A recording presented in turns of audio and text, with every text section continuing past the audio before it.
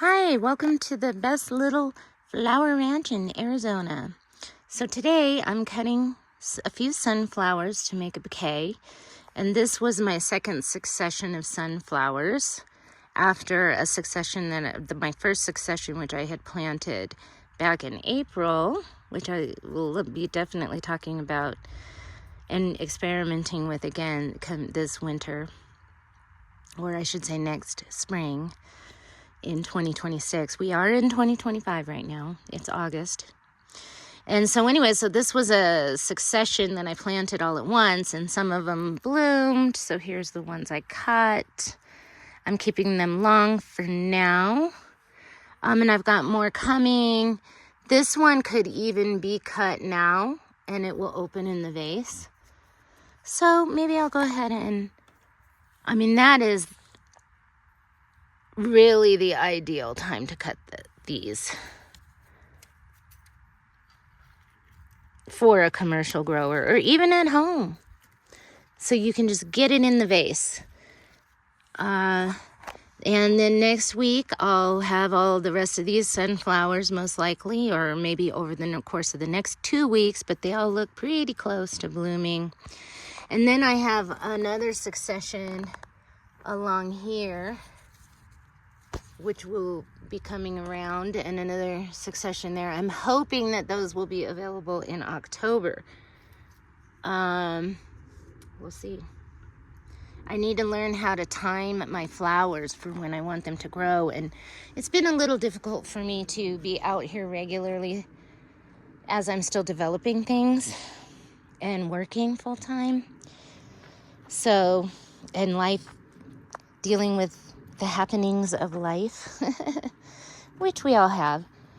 But, we've got sunflowers, and I'm real confident that I'll be able to have a nice succession of sunflowers all summer long. Horizons. Okay, so let's go over to the shungiku now. Now, I did talk about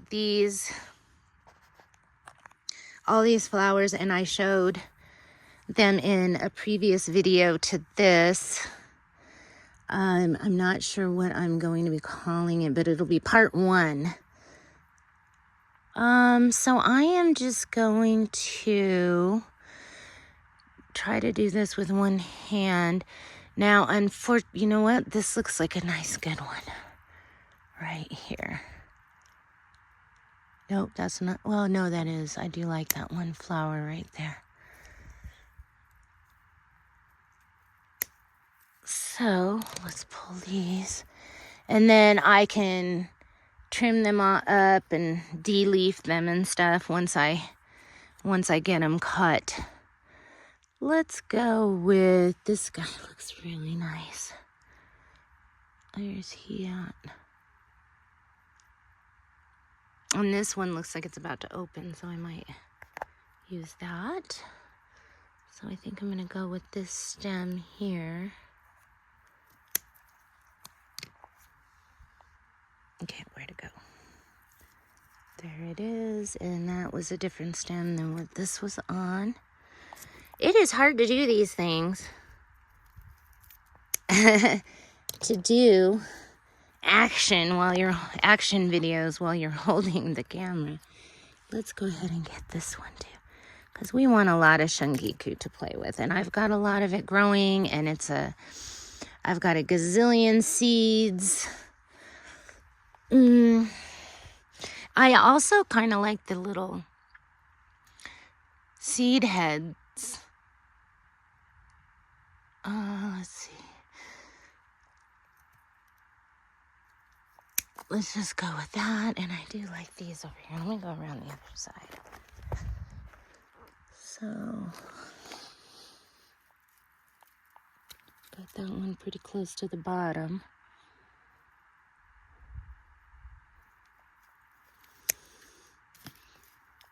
All right. Oops.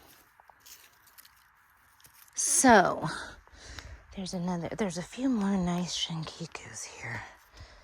The other day I was worried I wasn't going to be able to get some shingikus because they were all looking a little sad just a couple days ago, and all the blooms that had been blooming had sort of expired. But let's go over here. So we'll take this. This one's going to be a good short one. And these just all look really nice. So let's just cut these all down. I got lots of shingiku. I don't need to be afraid of cutting it. And these are just sort of like little filler flowers that add a real touch of country. You know, the country wildflower look. Let's get them in a jar. Okay. And I got another piece over here.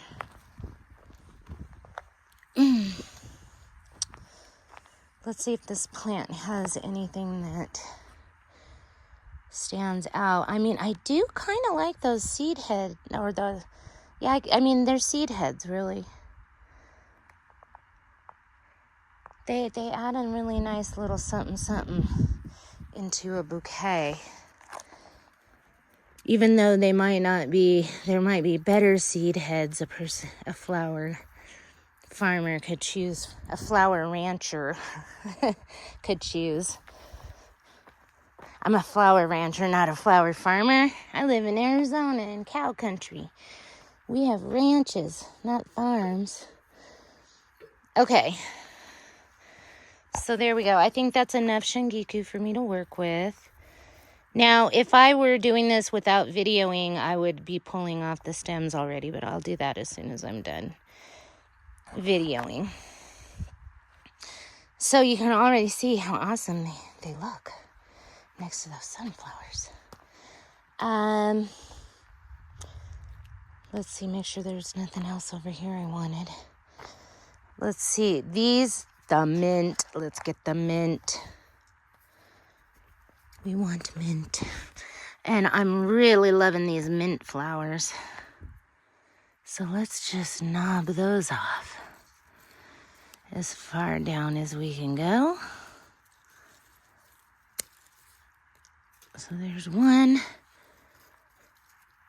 2. I mean, I might be able to make multiple bouquets. 3. That's interesting. Oh, it smells so good. This is like a spearmint. And I have, let's get all of those. Oh, I've got more sunflowers in there that have been growing real wimpy because they don't get enough sun probably. But we're going to have some cute little teeny sunflowers popping up. If you want teeny sunflowers, just, it's so much fun to see how teeny you can get them to be. You just plant a bunch of seeds close together, deprive it of light, deprive the seedlings from the light. I think that's all the mint flowers. So let's go back over here and put those in. I would probably also be carrying around, the jars as I'm collecting the sunflowers. But this is a good way to do cut flowers if you're going to be putting them in mason jars. And mason jars are good for flowers when they're small, when you've got a lot of small flowers. And a lot of times I think people, when they first start a new garden, a lot of the plants kind of are small. Now, I've heard from Matt Power's channel, which is great. I should put a link down below. He grew a bunch of amaranth in really sad soil, and they grew like giant. And he said after he improved the soil, he couldn't get them to grow big anymore. So it's all relative. But, okay, so here's the other sunflowers that I'm going to be cutting. This is the same sunflower as this one back there. That looks worse than it is, but kind of not really. It is what it is. But those are the same types. Those are just way more mature. And these were planted later. And I'm going to cut them. So we're just going to cut both of those guys off down at the bottom. And hope they don't get messed up. And look at those. So we got more sunflower. We'll just mix these with the others. And then this one, so you can see it's a branching sunflower. But sometimes they're good for mason jars if you find some that are obviously in good enough shape. And I need to get real flower clippers. And they just so happen to have a relatively long stem. So as you can see, in the world of flower farming, that's a short stem, but it's perfect for a mason jar. And like this one, it's a little more bent over, but we're gonna take it anyways. It's a little more not facing straight up. But you know what? They look nice. These kind that are bent at the top, they look nice at the bottom of the mason jar. Down at the base of the opening of the mason jar. So this one's like a little short. Like this would be a nice little flower. If I was doing something in florist foam for like maybe a table runner bouquet or something, I would probably pull that guy. But, you know, in the future, see, these are all, stems are all too short. But those are some nice looking flowers. But we'll leave them on there. I need to come and deadhead these and see how they do for the rest of the summer. Whoops, I keep getting my fingers in the way. They should really have the camera over on the right side, because when you're doing these kind of videos, you need to be using your right hand, and then your left hand will cover up the camera lens. Or you just need to get good at this. But anyways, those will get groomed sooner or later, and I'm going to see, you know, how far I can take those. And see what they do.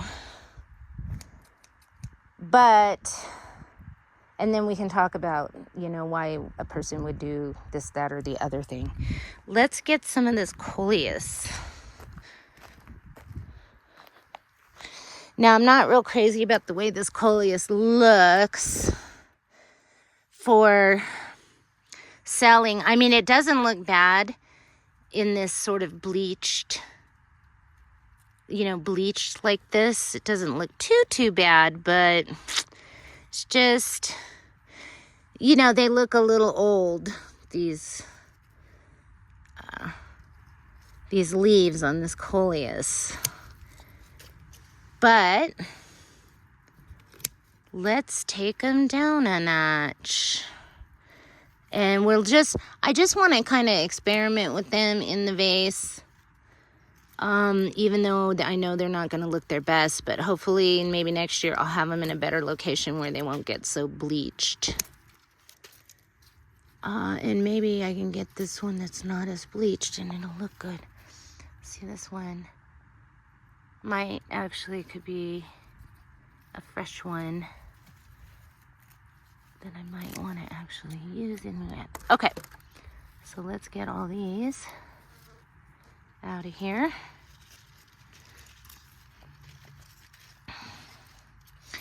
And the nice thing about coleus too is they can be propagated in water. Okay, so I think I'm gonna skip the apple mint for now. What else I need to go get the zinnias. Oh, and I gotta get this gladiolus. So I'm gonna put these in here. You guys soak in that water there. And let's get the glad. Get that gladiolus. That's interesting. These leaves run up the stem, but typically on anything bulbulous, you want to, come here. This isn't going to be the freshest looking gladiolus, but that's what we got. I got to play around with them. See here, this one fell over and now it's all growing all cattywampus. I think if you straighten them up, they might straighten up, but I feel like it's just a little too late for all that. Oh my gosh, it's so gorgeous. You know what? I'm just gonna cut this off. And we'll let the cookie crumble where it wants to. Maybe I'll be able to do something with it. And you know what? Look at how pretty, even dried, they kind of look pretty. They just turn into this beautiful purple color. I mean, but the magenta that they are is very pretty too. Okay, so what else? One more flower. No, I got 2 more flowers I'm gonna get. When I come back, I'm gonna cut some of those chrysanthemums. I might wait on the chrysanthemums because I need to water those pots. I just picked them up yesterday. Okay, don't look at all the junk. Here we go, cutting the zinnias. Now I also have daylilies that I'm going to be developing. That one looks really pretty. Too bad it's all needing watering.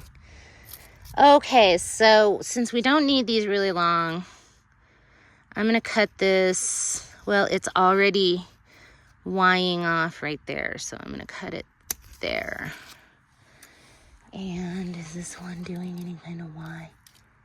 Yeah, it is, but I'm going to cut this off anyways because we got this other plant growing here. Sorry, I'm not keeping the camera where it needs to be. Okay, so this one, we're going to let you just do your thing down there. We'll cut you right there.